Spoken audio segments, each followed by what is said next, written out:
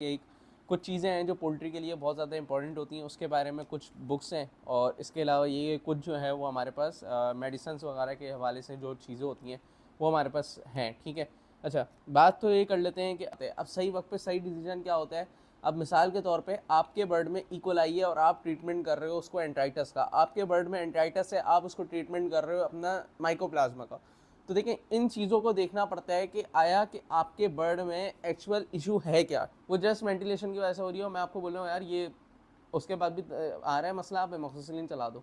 आपका बर्ड में लीवर ख़राब हुआ, फिर आप लीवर टॉनिक चलाओगे। इन चीज़ों को जो है ना वो देखा जाता है। और अस्सलाम वालेकुम दोस्तों, उम्मीद करते हैं आप सब खैरियत से होंगे। भाई इस वक्त जो है ना मैं बहुत ही ख़ास टॉपिक के साथ हाजिर हुआ हूँ आप लोगों के साथ। गुज़श्ता दिनों में मैंने कुछ एक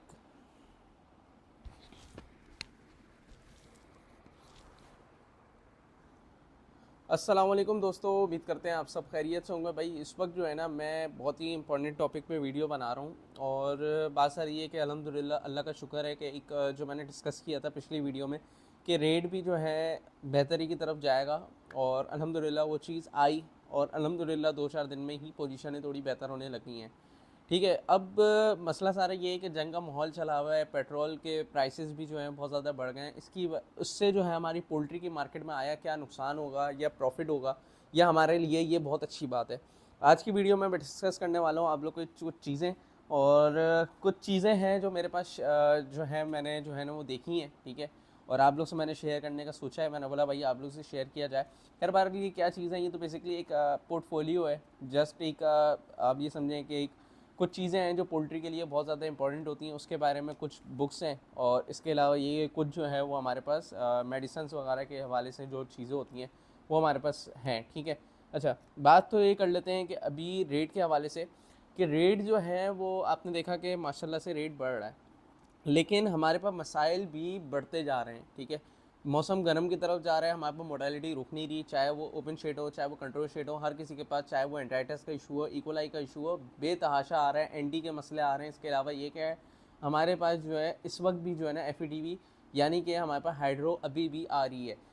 एक जो है कमेंट आया था मेरे पास, और वो हमारे पुराने सब्सक्राइबर हैं डॉक्टर ज़िया का, हमारे पास कमेंट आया था कि मसाइल जो हैं वो हमेशा से रहते हैं। ठीक है, देखिए मसाइल हमेशा से रहते हैं। हमारी जो एक पोल्ट्री फार्मिंग जो हमारे पास एक जो हम लोग के पास ड्रॉबैक आता है, जो हम लोग फंसते हैं, उसकी वजह यही होती है कि हम लोग जो है ना चीज़ को सही से प्रॉपर सही वक्त पे सही डिसीज़न नहीं ले पाते। अब सही वक्त पे सही डिसीज़न क्या होता है, अब मिसाल के तौर पे आपके बर्ड में इकोलाई है और आप ट्रीटमेंट कर रहे हो उसको एंट्राइटस का, आपके बर्ड में एंट्राइटस है, आप उसको ट्रीटमेंट कर रहे हो अपना माइकोप्लाज्मा का।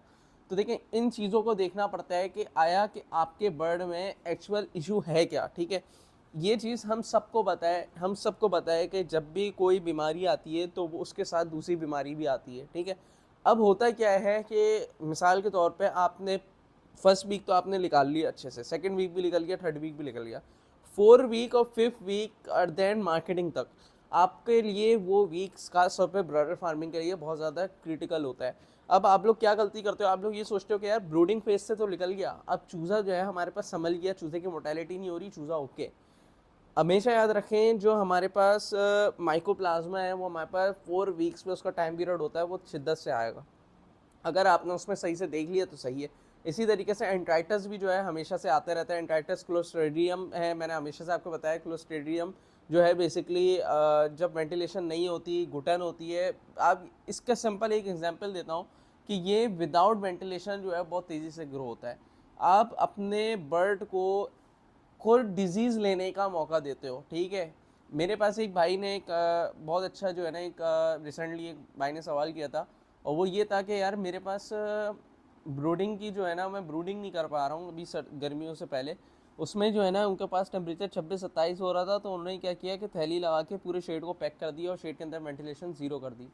तो उनको फिर मैंने यही बोला था कि देखें आपके पास मसाइल आएंगे, उसको इस तरीके से देखें, और उनके पास आए भी थे। और फिर उन्होंने जो है वो यही किया कि 26-27 नहीं देखा, उन्होंने ये देखा कि यार मुझे वेंटिलेशन देनी है। देखें, दोनों चीज़ें साथ लेके चलते हैं तो यही गेम होता है। आपने दो चीज़ें, मेन चीज़ ये लेके चलनी है कि एक तरफ वेंटिलेशन एक तरफ टेम्परेचर। ऐसा भी नहीं है कि आपने वेंटिलेशन के चक्कर में टेम्परेचर 25 कर दिया जबकि उसकी रिक्वायरमेंट 28 है, ऐसा भी नहीं करते। देखें, कुछ होते हैं जो बोलते हैं कि देखें टेम्परेचर आप छोड़ दें, आप वेंटिलेशन रखें। तो दोनों चीज़ें आपको लेके चलनी पड़ती है, जब भी आपके पास FCR अच्छा आएगा, जब भी आपके पास वेट गेन अच्छा आएगा। तो ये चीज़ें थी। दूसरी चीज़ ये कि बहुत से लोग ये गलती करते हैं कि वैक्सीन करने के बाद, वैक्सीन करने का तरीका तो उनका पता है, वैक्सीन करने के बाद वैक्सीन की वॉयल जो है वो डिस्कार्ड नहीं कर पाते। डिस्कार्ड इज़ द सेंस ये क्या करते हैं कि डस्टबिन में डाल दिया, ये इस तरीके से डाल दिया। इसके भी डिस्कार्ड करने के बहुत से तरीके होते हैं। सबसे पहले जो मैं तरीका यूज़ करता हूँ वो मैं आप लोगों से शेयर कर दूँ। मैं बेसिकली उसको जलाता हूँ, ठीक है, उसकी वॉयल को जलाता हूँ, उसकी कचरा जितना भी होता है ईच एंड एवरीथिंग उसको जलाता हूँ। उसकी जो भी ऐश होती है फिर दैन उसको जो है ना वो मैं जो है ना वो खड्डा खोद के उसके अंदर डाल देता हूँ। कुछ लोग डायरेक्ट ही खड्डा खड्डा खोद के डाल देते हैं ज़मीन के अंदर, कुछ लोग जो हैं वो ऐसे ही चलते फिरते दूसरे इलाकों में फेंक देते हैं।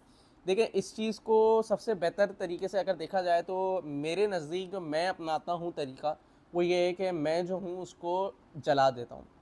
अब जलाने से क्या होता है, वैक्सीन बेसिकली लाइव वैक्सीन के खास तौर पे मैं आपको बता रहा हूँ, लाइव वैक्सीन के अंदर यानी कि लाइव हमारे पास जो है वो वायरस हैं, ठीक है। अब मैं इसके ऊपर नहीं जाऊँगा कि एंटीजन क्या होता है, एंटीबॉडीज़ क्या होता है, बहुत सारी चीज़ें होती हैं, लेकिन मैं आपको सिंपल एक कॉमन मैं आपको बता देता हूँ, लाइव वायरस है। अब उस वायरस को जब भी आप ऑयल को फेंकोगे तो ऑब्वियसली अगर मेरे फार्म पे वायरस वैक्सीन हुई है और मेरे बराबर में 2 किलोमीटर बाद दूसरा फार्म है और मैं वहाँ से गुजरते हुए उस फार्म के बराबर में फेंक दूँ, उस बर्ड में वैक्सीन नहीं हुई, वो वैक्सीन क्या उस वैक्सीन में उसके असर आएंगे नहीं आएंगे उस बर्ड में। तो भाई देखें उसके असर आने की वजह यही होती है कि आप जो है वो इस चीज़ पे आके थोड़ा सा घपला करते हो, आप उसके पास अगर मसाइल आपके पास उस बर्ड में आ गए उससे आपके बर्ड में भी आएगा, ठीक है। हवा की ट्रांसमिशन हो रही है ना, इन्वायरमेंट में आप हवा की ट्रांसमिशन हो रही है तो आपके पास भी आएगा। तो इन चीज़ों से बचा करें। और मैं बेसिकली जलाता इस वजह से हूँ कि जब जलाते हैं ना तो वो उसके साथ क्या होता है कि काफ़ी हद तक चांसेस होते हैं कि वो ज़्यादा जो हम लोग डिग्री जब हम चलाते हैं तो उसके अंदर जो है ना वो काफ़ी हद तक वायरस के चांसेस होते हैं कि वो हमारे पास मरे, ठीक है। लेकिन फिर उसके बाद भी यही होता है कि हम लोग उसको दफना देते हैं ताकि ये कि यार वो हमारे पास सेव हो जाए वैक्सीन। अब अगर आप वैक्सीन को वैसे ही फेंक दोगे या वैसे ही दफना दोगे तो वो भी सही है, लेकिन दफनाना बेहतर है। और अगर आप जला के दफनाओगे, उसकी ऐश दफनाओगे तो वो बेस्ट है। सबसे 99% जो है ना ये प्रैक्टिस मैंने देखी है कि बहुत सक्सेसफुल होती है बनिस्बत आप ऐसी डायरेक्ट दफना दो। और वो प्रैक्टिस बहुत गलत है कि आप उसे बहुत दूर जाके कहीं फेंक दो। इसी तरीके से वैक्सीन का पानी जो है वो आप लोग नॉर्मली अपने ही शेड में फेंक देते हो, जो कि मैं इस चीज़ के बहुत सख्त खिलाफ़ हूँ। और मैंने इस चीज़ के ऊपर बहुत से लोगों जिनके कंसल्टेशन मैं करता हूँ तो उनके पास भी तो माशाल्लाह से प्रैक्टिस अच्छी है, उनको पता है कि क्या करना है। तो मैं एक कतरा भी नहीं चाहता कि वो वैक्सीन का पानी अंदर गिरे शेड के अंदर। तो वैक्सीन का पानी जब भी बचे तो अब आप क्या करोगे, तो सिंपल तरीका ये है कि आपके फार्म में जो भी आपका वॉशरूम है वहाँ पे आपने जो भी गटर की लाइन जा रही है या कहीं भी गटर की लाइन जा रही है वहाँ पे डिस्कार्ड कर दें। तो सबसे बेस्ट तरीका होता है ये, इस तरीके से बजाय आपके अपने फार्म पे किसी मिट्टी विट्टी में डालो तो सबसे बेस्ट तरीका है आप गटर के अंदर डिस्कार्ड कर दो। अच्छा, दूसरी चीज़ ये कि अब लोग क्या कर रहे हैं कि इकोलाई साल्मोनेला वगैरह आ रहा है, तो बहुत से लोग ये कर रहे हैं कि हमारे पास एज़ यूजुअल कि ये चला दिया वो चला दिया। तो देखें मैं ये नहीं बोलता कि आप उससे मेडिसिन नहीं लो, मैं ये बोलता हूँ कि मेडिसिन टाइम्स को देख के चलाओ। उस बर्ड की रिक्वायरमेंट क्या है, उस बर्ड को चाहिए क्या। मैं एक एग्जांपल आपको देता हूँ कि एक बर्ड है, ठीक है, एक बर्ड है उसके अंदर लंगड़ापन आ रहा है। अब किस वजह से आ रहा है, क्या उसके अंदर जो है गम्बोरो है, क्या उसके अंदर मैरिक्स है, क्या उसके अंदर ये फलाना डिजीज़ है। आप ये नहीं देख रहे, क्या पता उसके अंदर कैल्शियम की डेफिशिएंसी हो, क्या पता उसके अंदर रिकेट्स की बीमारी हो। आप वो नहीं देख रहे, आप जो है वो उठा के आप बोलते हो यार ओहो इसके अंदर ये मसला हो रहा है ये चला लो। भाई देखें मैं हमेशा से इस चीज़ को बोलता हूँ कि एंटीबायोटिक का मिस यूज़ जो है वो हमारी पोल्ट्री फार्मिंग के लिए बड़ा ख़तरनाक है। एंटीबायोटिक को रोका जाए, ठीक है। और इसका अब ऐसा भी नहीं है कि हम बिल्कुल ही एंटीबायोटिक यूज़ नहीं कर सकते। एंटीबायोटिक यूज़ करने का तरीका आपने सीखना है, किस तरीके से यूज़ की जाती है, डोज का तरीका आपने देखना है किस तरीके से डोज की जाती है। ऐसा नहीं है कि फलाना ने बोला कि भाई इसके अंदर इतने जो है ना वो ml डाल दो और ये इतना पाउडर डाल दो तो आपने बना दिया। देखें ऑब्वियसली हर किसी के पास एक अलग चीज़ होती है। अब मैं मिसाल दूं, अगर मेरे पास अगर एमॉक्सिसिलिन काम कर रही है तो हो सकता है आपके पास काम नहीं करे। आपकी जगह का लोड अलग होगा, हमेशा जगह का लोड देखा जाता है।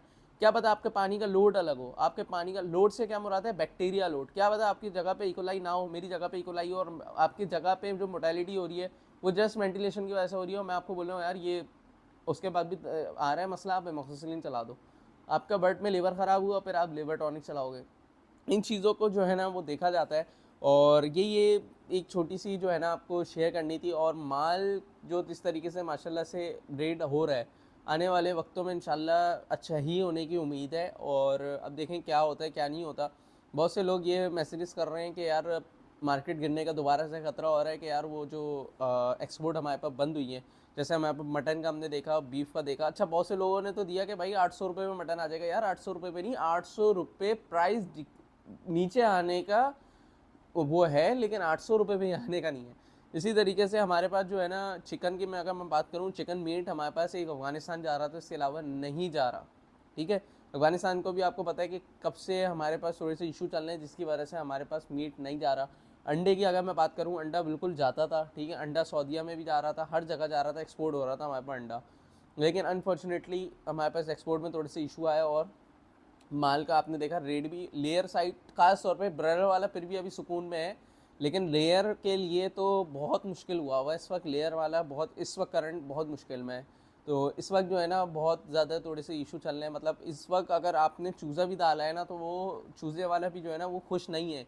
जैसे पहले चूज़े वाला खुश होता था कि यार मैंने सीज़न में डाल दिया, लेकिन चूज़े वाला भी इस वक्त में अगर मैं बात करूँ आपको, वो खुश नहीं है। ठीक है, क्योंकि चूज़ा भी दिन ब दिन नीचे आते जा रहा है और हर चीज़ होते जा रही है। इसमें अगर मैं मार्केट की फ्लक्चुएशन की मैं बात करूँ, तो मार्केट जो है ईद के बाद, बकरा ईद से थोड़ी पहले जो है ना बेहतर होते हुए मुझे नज़र आ रही है। ठीक है, और अब इसमें देखते हैं कि क्या क्या कितनी इसके अंदर जो है ना हमारी जो एक हमने जो एक प्रिडिक्शन की है कितनी सही रहती है कितनी नहीं होती। तो ये बेसिकली मैंने एक लोगों के जो है ना, मैंने समझे कि एक स्टॉक डेंसिटी के अकॉर्डिंग जो है ना मैंने आपको एक प्रिडिक्ट किया है। कि इसमें ये नहीं है कि मैंने आपको प्रेडिक्ट किया हो कि इस तरीके से बहुत से बड़े फार्मर जो हैं इस वक्त अभी रुके हुए हैं, बहुत से बड़े फार्मर रुके हुए हैं, लेकिन जो नए फार्मर हैं ना वो धड़ाधड़ प्लेसमेंट कर रहे हैं, धड़ाधड़ प्लेसमेंट कर रहे हैं। अब मैं आपको एग्जांपल दूं, अगर कि एक दो फार्मर्स ऐसे हैं जो लेयर से साल भी नहीं हुआ लेयर से हट के ब्रॉयलर की तरफ आ रहे हैं। तो मैं हमेशा इसलिए मैं मशवरा देता था कि यार देखें, ब्रॉयलर के अंदर ये आसानी होती है कि भले रेट कम हो, लेकिन ब्रॉयलर के अंदर आपको कभी ना कभी रेट अच्छा मिल जाता है और आपका गुजारा हो जाता है। लेयर में अगर आपको 3 महीने भी रेट नहीं मिला ना, 3 महीने, आप यकीन करो इतने नुकसान में हो जाओगे कि ब्रॉयलर के मैं समझता हूँ कि 2 फ्लॉक भी आपने नुकसान में किया ना, तो आपको वो 3 महीने बहुत बड़े नुकसान में है। 3 महीने तो आप मुकाबला नहीं कर सकते। क्यों? क्योंकि उसकी वजह ये है कि 6,500 6,600 रुपये के फीड का बैग है, फिर इसके अलावा हमारे पास मिसलिनियस अलग है, फार्म का रेंट अलग है, लेबर कॉस्ट अलग है, हर चीज़ अलग है, आपकी ट्रैवलिंग अलग है। कुल मिला के 7 साढ़े 7 हज़ार पेटी की कॉस्ट आ रही है। और पेटी कितने की बिक रही है? पेटी का रेट खुल रहा है 5,600, उस पर भी 800 रुपये 600 रुपये हम कट दे देते हैं, जिसके बाद हमारे पास बचता है 4,800 4,900। ये पेटी का रेट मैं आपको बता रहा हूँ, 56 ग्राम 57 ग्राम ऊपर ग्राम का वेट होगा। जाहिर सी बात है अंडे का रेट भी अलग ही होगा, अंडे का रेट थोड़ा ऊपर होगा, लेकिन अमूमन जो हमारे पास आता है वो 56-58 ग्राम ही हमारे पास मोस्टली कॉमन आती है।